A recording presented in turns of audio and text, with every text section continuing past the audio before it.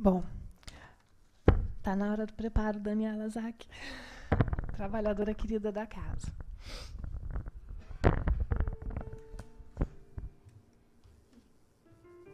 Boa tarde a todos.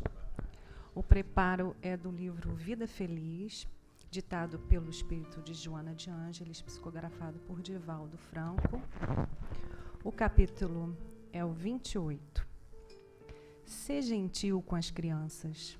Elas necessitam de oportunidade e de amor para lograrem o triunfo. Esses cidadãos em formação ignoram as lutas que os aguardam.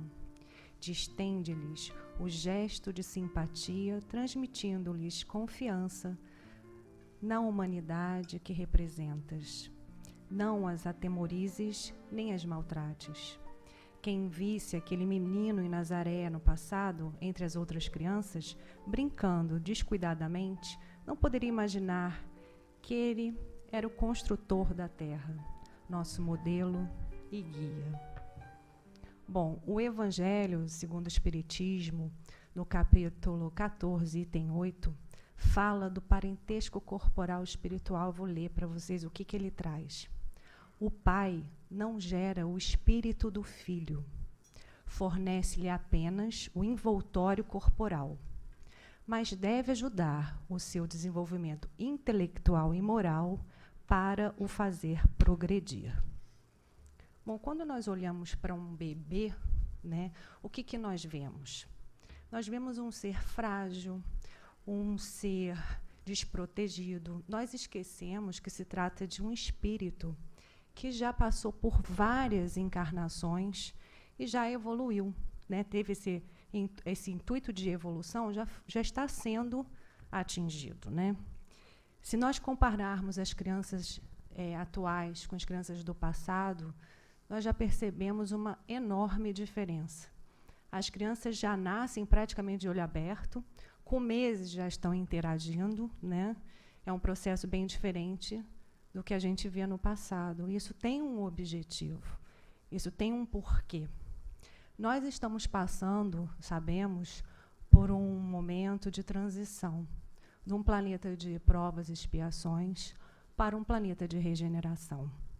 Para que isso aconteça, se faz necessário mudar a vibração do planeta, para que toda essa transformação aconteça.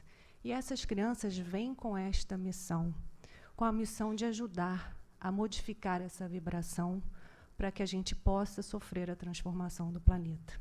E para que isso aconteça, é fundamental a nossa participação no caminho, colocando essas crianças no caminho correto, ensinando, passando valores morais para elas, para que elas possam ter a sua missão atingida.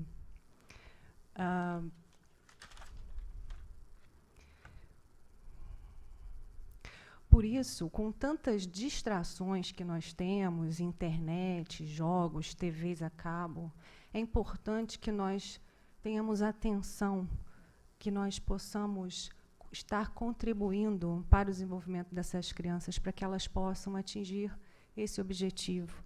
Devemos pensar no bem da coletividade, no coletivo, que é essa transformação tão necessária, né? Então, que estejamos alerta no nosso papel, no papel que temos que desempenhar junto a essas crianças, que têm essa missão grandiosa pela frente, que tenhamos muita consciência nas nossas atitudes. Uma boa palestra a todos e muita paz.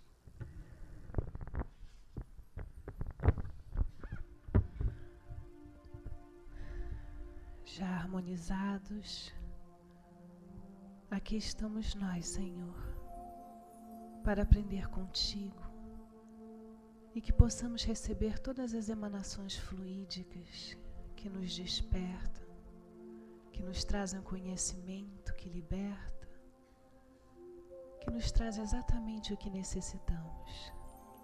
Assim pedimos a nossa veneranda Joana de Ângeles que envolva a Cristina Mota, trabalhadora da casa, com o seu carinho de sempre, para que ela possa passar para a gente questões importantes inerentes ao ser.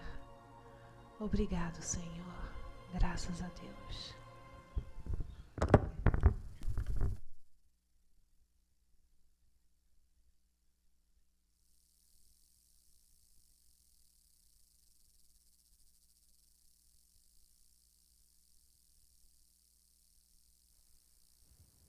Boa tarde a todos.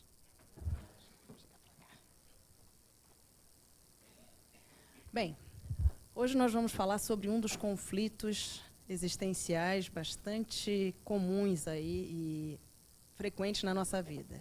A gente vai falar da culpa. Alguém aqui se sente culpado de vez em quando? Não acontece isso aqui com ninguém. Raro, né? Tá. Eu também, não me sinto quase nunca culpada. Vamos refletir um pouquinho. Você carrega alguma culpa?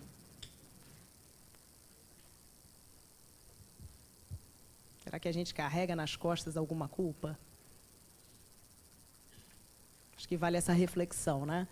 A gente sabe que, às vezes, nas pequenas coisas, né? Às vezes acontece assim, um colega seu de trabalho foi demitido e você está na sua melhor fase de vida de carreira. Você fica, ai, meu Deus, eu estou numa fase tão boa, ele foi demitido, como é que eu comento isso? Ai, que chato, ele está mal, eu estou bem. Você já se sente meio esquisito. Às vezes a gente está passando uma fase feliz da vida e a nossa amiga está curtindo a maior dor de cotovelo. Nossa, eu estou aqui tão feliz e a minha amiga nessa situação. Parece que dá sempre aquele incômodo, né? A gente não se sente muito à vontade. E, em muitos momentos também, é uma coisa muito do ser humano, a gente está passando um momento maravilhoso e começa a pensar, alguma coisa vai dar errado. Está tudo bom demais. Por que a gente tem isso, né? Por que a gente simplesmente não usufrui, não aproveita? Se eu estou bem e o amigo não está tão bem, eu posso procurar ajudar meu amigo. Não precisa se sentir culpado por estar bem, porque ele não está bem. Mas a gente tem esse mecanismo, é um dos nossos conflitos existenciais. E Joana nos fala de diversos conflitos no livro Conflitos Existenciais. Essa palestra é baseada justamente nesse livro. E a gente hoje vai falar um pouquinho da culpa e todas as consequências que ela pode nos trazer quando a gente não consegue trabalhá-la. E vamos procurar entender também, assim, de onde que vem essa culpa toda que eventualmente nos cerca e a gente abraça e carrega e pesa. Por que é assim que as coisas funcionam, né? Por que são assim que as coisas funcionam? Bem, o sentimento de culpa é o apego ao passado, é uma tristeza por não termos sido como deveríamos ter sido, é uma tristeza por termos cometido algum erro que não deveríamos ter cometido. Ou seja, tudo aquilo que a gente fez, sabe que não foi tão bem, que não deveria ter feito, e aí fica ali meio encafifado com aquilo. Sei que não foi bom, sei que não deveria ter agido dessa maneira, mas agi. E aí? O que a gente faz com isso? Há uma tendência de ficar preso naquilo, preso no passado, revivendo aquilo. Ah, eu não deveria ter feito aquilo. Ou, às vezes, até eu deveria ter feito aquilo, que tanto pode ter sido pelo não ter feito, como por ter feito. Ah, me arrependo tanto de não ter feito alguma coisa. Por que eu não tentei? Por que eu não arrisquei? E o problema maior é que a gente fica voltando naquilo. Por isso é que ela pesa, pesa, pesa. Que a gente revive, a gente rememora. Daí é que vem esse peso todo. E Joana nos diz o seguinte: a culpa é o resultado da raiva que alguém sente contra si mesmo, voltada para dentro, em forma de sensação de que algo foi feito erradamente. A gente sabe que a raiva é outro conflito que nós temos. E Joana nos traz aqui que a culpa é a raiva de nós mesmos. A gente volta essa raiva para dentro. Como é que eu fui fazer aquilo? Não me perdoo. Será que alguém aqui já se ouviu falando isso? Eu não me perdoo. Como é que eu fiz isso? Ou como é que eu não fiz aquilo? É comum, né? Bem, pelo menos eu já passei por isso, acredito que aqui algumas pessoas talvez tenham passado também. E aí? E o que a gente faz com isso? Uma raiva por nós mesmos? Dá para ficar bem sentindo raiva da gente? Uma outra questão, resolve ficar com raiva da gente? Fiz uma coisa que não foi legal. Ok. Ai, que raiva. E? Vai ficar com raiva? O que acontece em seguida? Fico me maltratando, fico com raiva de mim. E? Fica por aí mesmo? É isso que Joana quer nos trazer. Tem Uma autora chamada Lia Luft, uma psicóloga, que ela fala o seguinte: a culpa é uma mala cheia de tijolos, peso inútil que carregamos de um lado para o outro sem objetivo algum. Como a gente falou ainda há pouco, a gente tem essa coisa de querer carregar, porque parece que, de alguma maneira, se a gente carregar, a gente estaria assim, se redimindo do que aconteceu. Mas será que está? Carregar peso redime alguém de alguma coisa errada que a gente fez? Pesa nas costas, né? Aí traz problema de coluna, traz uma série de outros problemas. Então, acho que vale a reflexão do quanto a gente carrega peso inutilmente. Porque não é isso que vai trazer a solução para o que a gente fez e não deveria ter feito, o que a gente deveria ter feito ou não fez e deveria ter feito. Não vai resolver. Joana nos traz ainda que duas das principais causas da culpa são as seguintes. Uma tem a ver com o nosso passado, lá remoto, lá das nossas outras vidas. A gente traz aquelas sensações, a gente traz, com relação a certas situações, um incômodo. A gente percebe, nossa, essas situações me incomodam, eu não fico bem. Muitas vezes não é consciente, aliás, na maioria das vezes não é, isso está no nosso inconsciente, né? E a gente fica incomodado com algumas situações relacionadas a determinados pontos. Ou seja, é a nossa culpa inconsciente. Agora, tem uma outra causa, a Daniela falou nas crianças, que vem da educação. De quando nós somos crianças, somos muito cerceados na nossa liberdade infantil, na espontaneidade da criança, né? Então, é uma ditadura do nada pode, tudo é proibido, isso é feio, não faça isso, não faça aquilo. E a criança que, quando chega, tem toda aquela espontaneidade, vai, opa, isso eu não posso fazer, que é feio. Isso minha mãe não acha legal, ela vai ficar brava comigo. Isso a vovó falou que é feio também. Não é assim? A gente não vai começando a formar os nossos modelos em função dessas coisas que a gente recebe da nossa educação? Então, são as duas principais causas da culpa que Joana nos traz, são essas duas aí. Muitas vezes, a que vem da infância é mais fácil de trabalhar. Porque, com o decorrer das experiências, ou a criança vai realmente se identificando e percebendo que aquilo não é dela, que aquilo não é tão feio quanto a mãe falou, quanto a avó falou, ou, caso não consiga, para ir, nós temos as terapias, enfim, para ajudar. Agora, quando a gente pensa nessas situações de outras vidas que a gente nem sabe direito o que aconteceu para nos deixar mal com relação a isso, aí é um pouquinho mais complicado, né? Porque, e ainda mais se houver a possibilidade de saber, que geralmente não nos cabe, mas a gente sabe que existem algumas terapias que podem até trazer isso aí à tona, aí a culpa vem com tudo, vem mesmo uma pancada. Como eu pude fazer isso? Como que eu pude me comportar dessa maneira? Porque hoje nós somos diferentes. Hoje a gente tem a consciência que tem hoje, mas naquele momento talvez não tivesse. Esse é um ponto importante para a gente já começar a pensar. Passado a gente era de uma maneira. Hoje nós já desenvolvemos um nível de consciência que nos faz, de repente, achar que algumas coisas são um horror, mas que lá no passado talvez nós tenhamos cometido essas algumas coisas.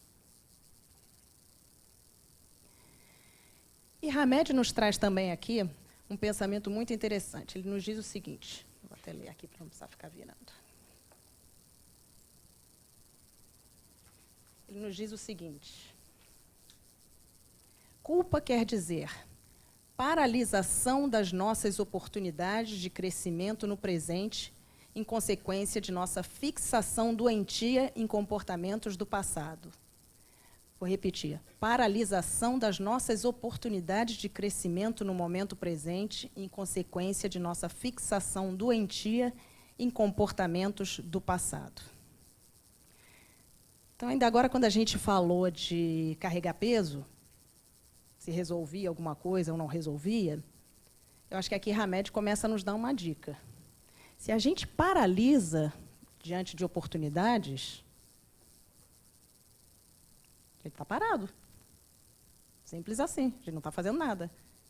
A gente muitas vezes está parado com peso nas costas, com a mala pesada, carregando pedra, mas não parte, não segue adiante. Tá? Eu fiz isso, eu sou horrível, como é que eu pude fazer? Mas paralisa diante do erro.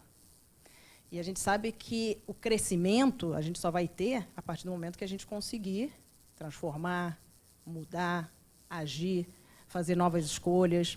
Por isso é que a culpa pode ser extremamente nociva, no sentido de nos paralisar diante das situações, e, por outro lado, pode ser nossa grande aliada nesse processo de transformação. Porque a culpa bem trabalhada vai nos fazer perceber algumas coisas que a gente vem fazendo e que não é legal, não é mais o que eu quero fazer hoje. No passado poderia fazer sentido para mim, hoje já não faz. E pensar em fazer diferente, procurar fazer novas escolhas. Porque nós sempre temos escolhas. E quando a gente paralisa, a gente também está escolhendo.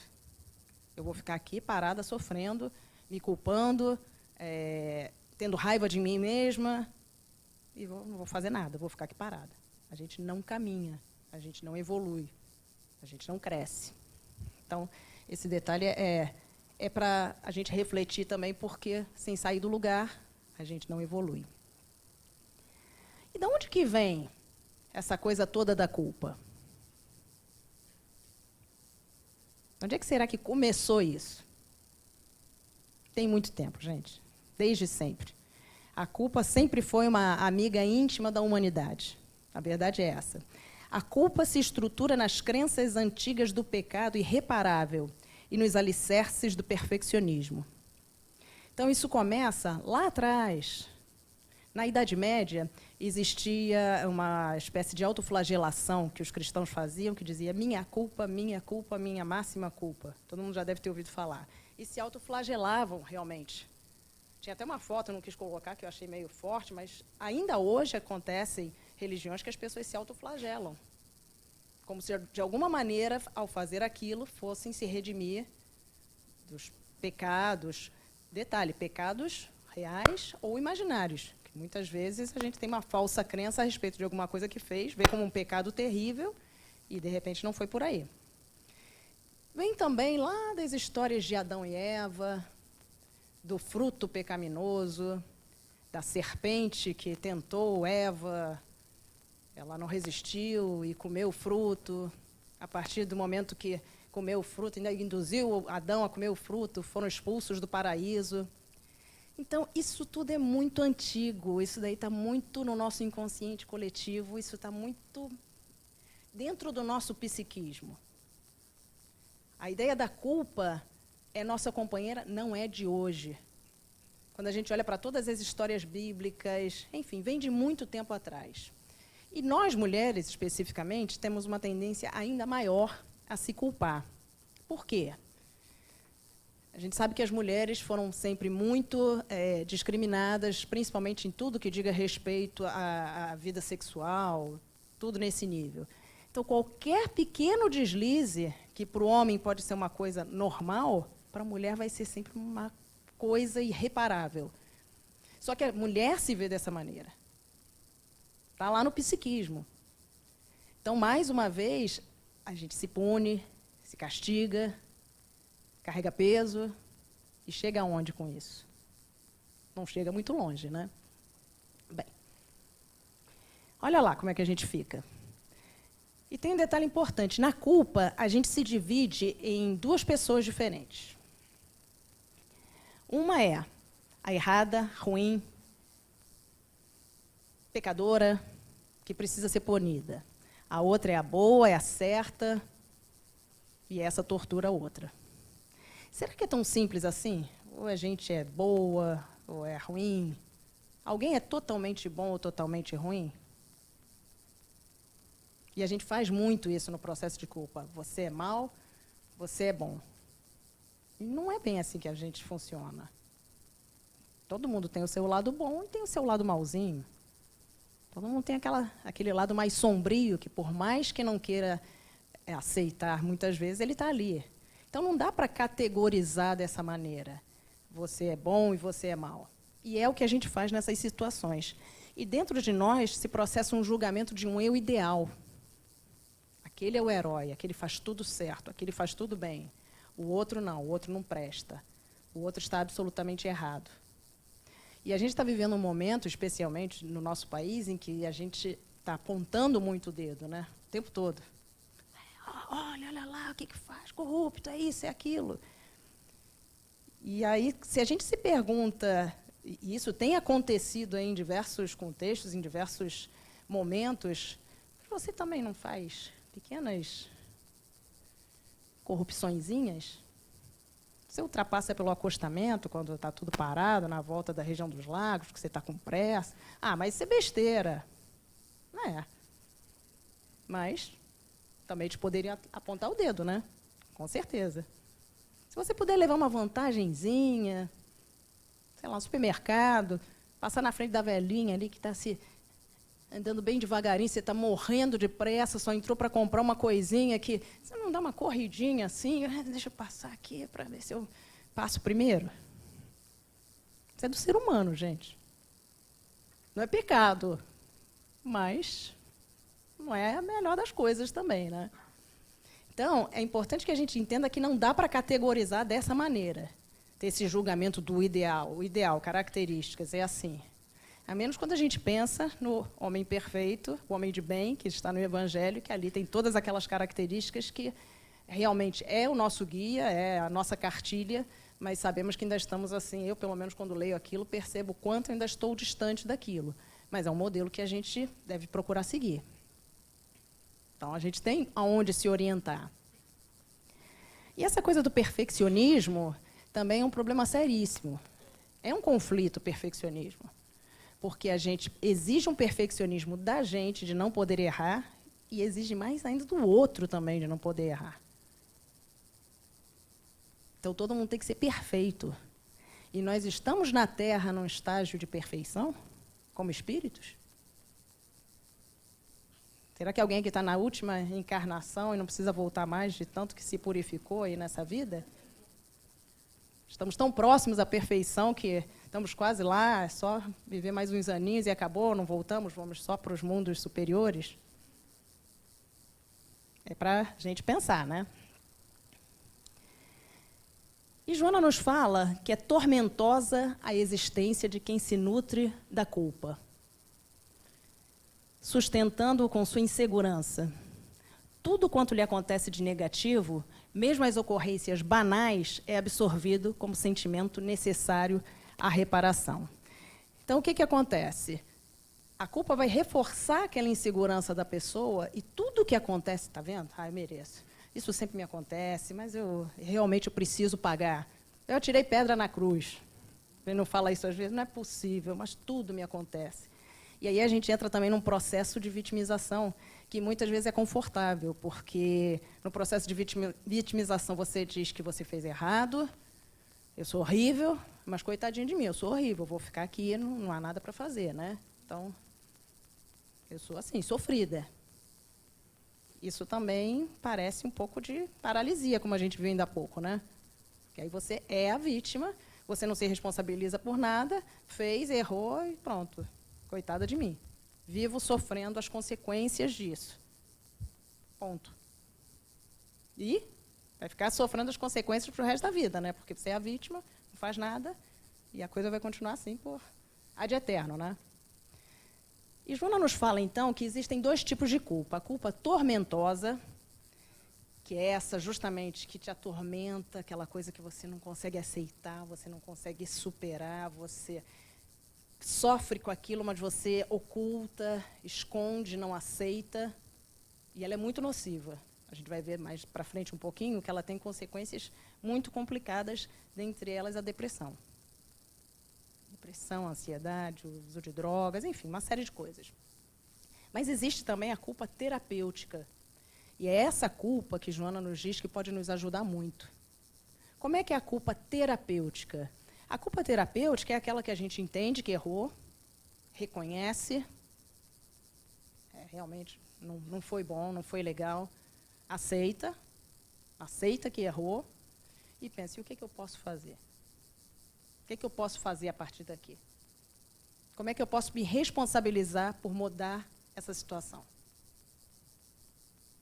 Aí é diferente. Aí a gente começa a sair da paralisia. Aí a gente começa a partir para a ação. Só que entre a gente admitir a culpa e a gente chegar a conseguir reparar, tem um estágio aí fundamental, que é se perdoar. Sem esse processo de auto-perdão, a gente empaca também. Por quê? Porque a gente vê que errou, se arrepende. Mas se não se perdoar, você só se arrepende e também não consegue fazer mais nada. Você não parte para a reparação.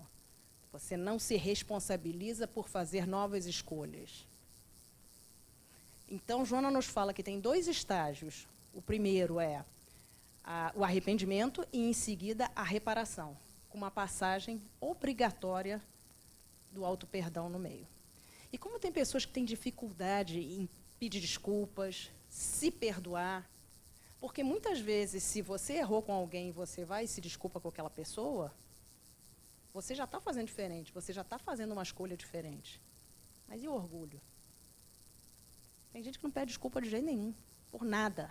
Sabe que errou, reconhece, mas não. Pedir desculpa não, eu não. E aí entram todos os outros nossos conflitos, né? O orgulho, a vaidade. Por isso é que quando a gente passa ao estado de reparação, a gente já perdoou o outro, a gente já teve coragem de pedir perdão ao outro, a gente já começa a se modificar, e aí a gente já consegue passar por uma fase de ação e começar a reparar. Começar a buscar tomar novas atitudes, a fazer diferente.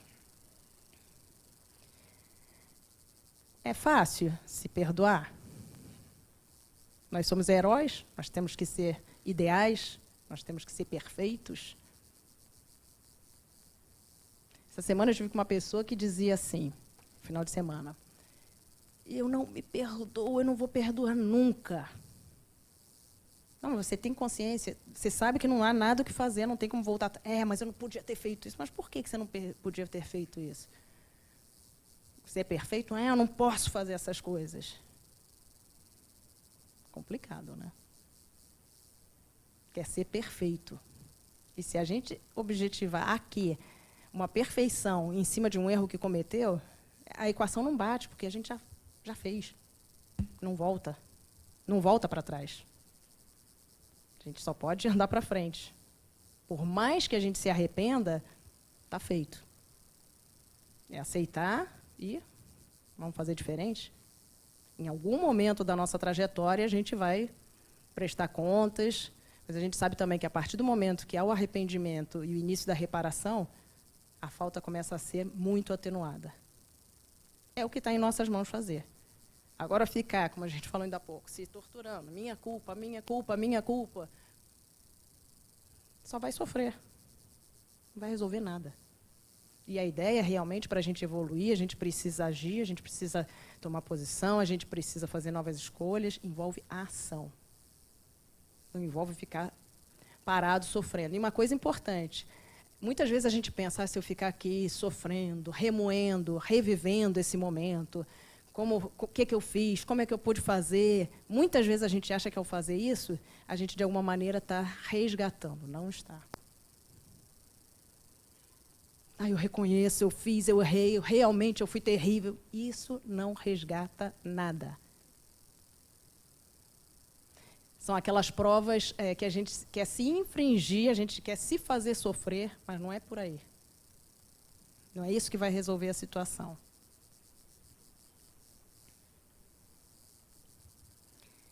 E o remorso, tem um livro chamado Tormentos da Obsessão, se eu não me engano. Tormentos da Obsessão, né? Fala muito dos espíritos que chegam do outro lado, como que amarrados nas suas culpas e nos seus remorsos que não conseguiram trabalhar.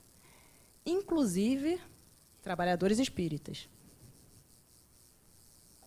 Então, se a gente tem culpa e remorso aqui, que dirá do lado de lá que a gente tem um outro nível de entendimento e um outro nível de consciência.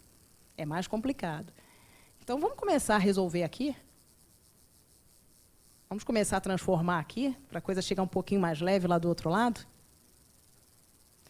Porque o remorso gera o fenômeno de identificação do erro, isso é bom, mas não se faz acompanhar de coragem para conveniente reparação. Pode até ser um dos primeiros passos, Nossa, eu estou com remorso, estou tão arrependida, não devia ter feito aquilo. Faz parte, é normal esse processo. Só que a gente transfere, se a gente não transformar isso, a gente transfere esses arquivos para o nosso espírito. E a gente carrega essa culpa para além, para outras vidas, e outras, e outras. A gente vai esperar?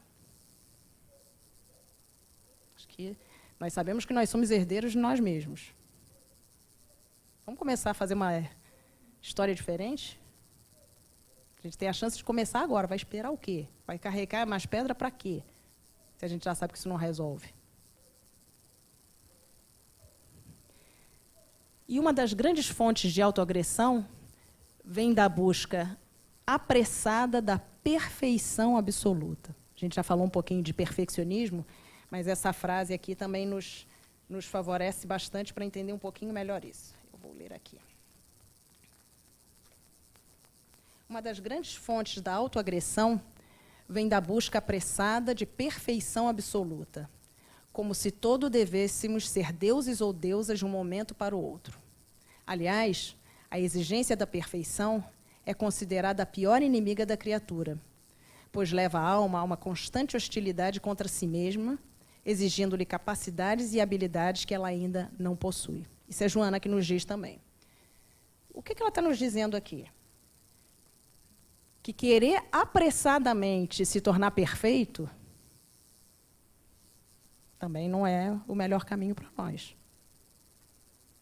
A gente não está em estado evolutivo ainda para isso. Então, é aquela coisa que Paulo nos dizia, né? Eu ainda não faço o que quero, mas o que não quero, isso eu ainda faço. Faz parte do processo. Quando a gente começa a se modificar, quando a gente começa a se transformar, e eu acho que isso acontece muito com nós espíritas, a gente estuda muito, a gente aprende muito, a gente quer rapidamente ser daquele jeito. Mas a evolução não dá saltos, tudo tem seu tempo, é o passo a passo. Então não adianta a gente querer buscar essa perfeição absoluta, e Joana, na sua sabedoria, nos mostra isso, nós não somos deuses. Não vai ser de hoje para amanhã. Ah, tá, errei, me arrependi, já vou fazer alguma coisa, a partir de amanhã eu nunca mais vou errar, fiquei perfeita até o final do mês. Não é assim. Seria tão bom, né? Seria uma maravilha, mas infelizmente não é assim. A coisa é um pouquinho mais demorada, mais trabalhosa.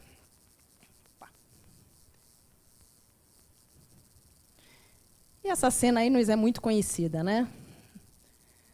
Perdoar-nos é não nos importarmos com o que fomos, pois a renovação está no instante presente. O que importa é como somos hoje e qual é a nossa determinação de buscar nosso progresso espiritual. Essa cena aí é da prostituta na Bíblia, né? Quando Jesus a perdoa, fala, vai e não pequeis mais. Todos queriam atirar-lhe a pedra, todo mundo conhece essa história. E quando ele fala, aquele que não tiver pecados, atire a primeira pedra. Não ficou um para contar a história, né? Então, e ela mesma, a mulher, ficou muito surpresa. Como? Ninguém me atirou pedra, eu estou sendo perdoada. Ela mesma ficou com aquela coisa assim, que estranho. É isso mesmo? Que a gente chega a duvidar, né? Mas é isso, é começar de novo. O que importa é o daqui para frente. Porque se lá atrás se ontem a gente cometeu determinados erros e hoje a gente se conscientizou que aquilo não foi legal, isso quer dizer que a gente já está com um pouquinho mais de consciência que ontem. Que dirá em relação ao passado mais distante. Então, hoje nós já estamos um pouquinho melhores. Então, vamos pensar assim, que lá atrás a gente fez o melhor que a gente podia. Hoje, graças a Deus, a gente já pode fazer bem melhor. E, mais uma vez, quando a gente consegue se perdoar e entender que a renovação começa cada dia, a cada instante, a gente começa a conseguir olhar mais para diante e não tanto para trás. Porque, olhando para trás, a gente está lá parado com o peso todo em cima, carregando pedra, carregando tijolo e parado. Não anda nem um metrinho. E as consequências de quando essa culpa não é liberada? O que acontece? Quando esses sentimentos não se manifestam com clareza, a raiva e a tristeza produzem distúrbios no ser psicológico, não só psicológicos, como igualmente de natureza física, em formas de tensão muscular, dores generalizadas em muitas partes do corpo, angústia, que se acentuam à medida que o paciente os nega ou tenta ignorá-los. O nosso corpo fala, né? O nosso corpo fala sobre o que vai na nossa mente, sobre os nossos conflitos, sobre o que a gente sente. E ele, eu diria até que ele não fala, ele grita. Então a gente começa a ver aquelas pessoas que, dores generalizadas, me dói tudo, dói aqui, dói ali, eu vivo tensa. Procura saber por quê. Não tem uma causa médica aparente. Mas a gente viu lá atrás, quem carrega a pedra deve dar tensão muscular, né? Deve pesar. E aí existem as somatizações também. Aí vem a ansiedade, vem a depressão, vem a tristeza. E, obviamente, a gente está imprimindo no nosso perispírito uma série de patologias que mais cedo ou mais tarde vão se manifestar. Ou seja, se a gente não conseguir trabalhar a culpa de uma maneira mais positiva, isso vai se refletir não só da maneira que a gente falou ainda há pouco, levando isso aí para a nossa vida, mas a gente vai ter efeitos imediatos também no nosso corpo físico, no nosso dia a dia. E também na nossa maneira de lidar com o outro. Porque se você não está satisfeito com você mesmo, se você está infeliz, está se sentindo mal, está se sentindo errado, como é que você vai olhar para o outro? Vai ser fácil se relacionar com o outro? Você não está bem com você mesmo, você não se ama. Porque quando a gente fala de auto-perdão, a gente está falando também de auto-amor. Como é que vai ser o relacionamento com as outras pessoas? Não vai ser dos mais fáceis. Não é a coisa mais simples também. Então, a partir do momento que a gente conseguir, de alguma maneira, começar a trabalhar, e como a gente falou até agora, não é nada do outro mundo. É começar a parar, reconhecer, tá, me arrependo, vou olhar daqui para frente. O que eu posso fazer de diferente? Eu prejudiquei aquela pessoa? Eu posso ir lá e fazer alguma coisa para reparar, para ajudar? Não, não tenho mais contato com aquela pessoa? Ok. Mas eu posso ficar atenta para não repetir isso com as outras pessoas do meu dia a dia. Ok. Você já está agindo. Você já está se colocando em ação e reparando. A ideia é essa. E assim, não tem outro caminho. É começar a fazer diferente. Na realidade, nem é tão complicado assim, né? Porém, mais uma vez, se não tiver aquele, no meio do caminho, o auto-perdão de que Joana nos fala, fica difícil. A gente não consegue passar adiante. E o sentimento de culpa é também o maior gatilho para desenvolver a instalação da obsessão. Porque quando a gente está se sentindo culpado, que tipo de companhia que a gente atrai? Muitas vezes, se forem culpas que vêm lá do passado, a gente pode estar atraindo antigos inimigos,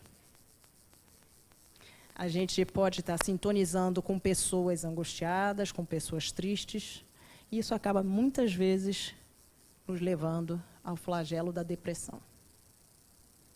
Por isso, quando a gente fala em depressão, a gente sabe que, muitas vezes, existe um quadro de obsessão associado. Não só depressão, várias outras doenças psiquiátricas também. E aí vale a pena a gente lembrar o que fala no Evangelho, que reconhece-se o verdadeiro espírita pela transformação moral, pelo esforço que ele faz, pela sua reforma íntima. E é disso que a gente está falando aqui. Se a gente investir um tempo para procurar nos melhorar cada dia um pouquinho, a gente consegue passar por isso. É claro que falando assim pode parecer muito fácil. Eu não estou dizendo que uma pessoa deprimida tem que simplesmente falar, errei, ok, eu vou olhar para frente, vou caminhar.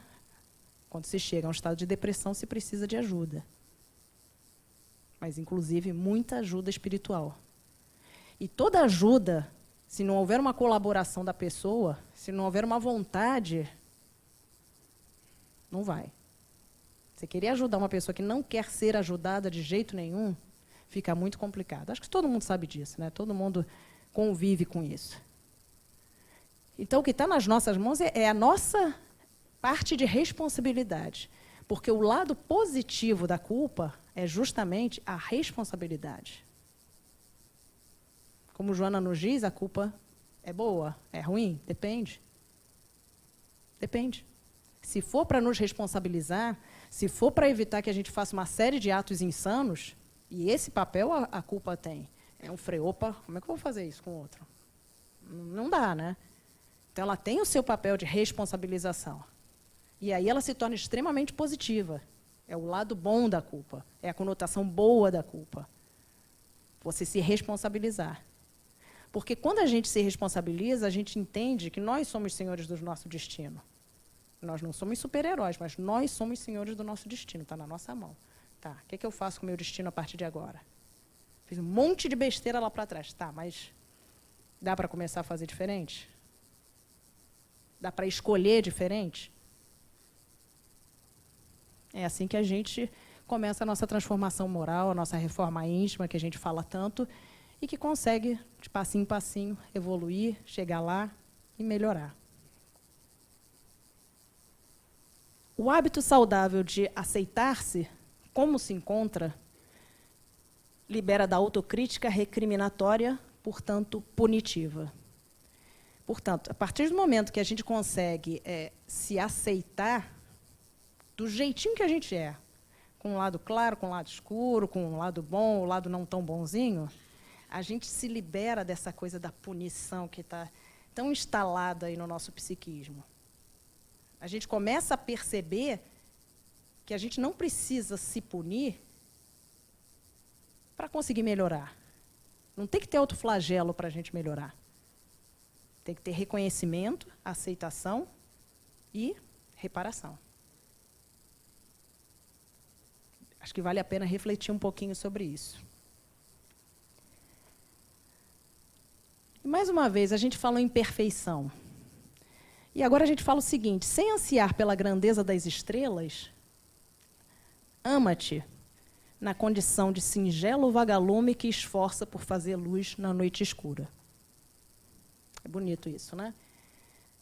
A gente não vai virar uma estrela. Por enquanto, pelo menos não. Mas a gente pode começar a acender aquela luzinha do vagalumezinho. Porque de luzinha em luzinha, quando várias luzinhas se acendem, que nem nos shows, né? Todo mundo acende ali a luzinha. O que acontece, né? Faz-se luz.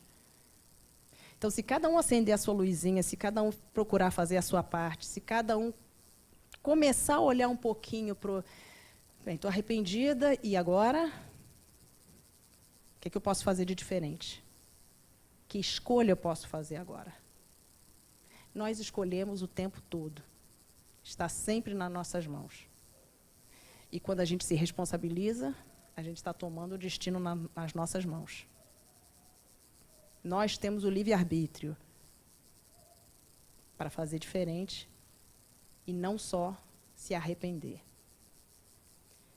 E como nos dizia nosso mestre, Chico, embora ninguém possa voltar atrás e fazer um novo começo, qualquer um pode começar agora a fazer um novo fim. Esse pensamento é bastante conhecido, mas eu acho que resume bem tudo que a gente pode fazer. Olhar para trás, entender, mas mudar o passado não dá. Não está nas nossas mãos. A gente só pode fazer, a gente só pode cozinhar com os ingredientes que a gente tem nas mãos.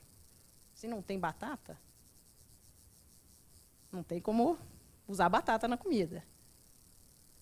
Pode até substituir, né? Mas eu não sou muito boa de cozinha, não. Mas, enfim, a gente só pode lançar a mão daquilo que a gente tem controle.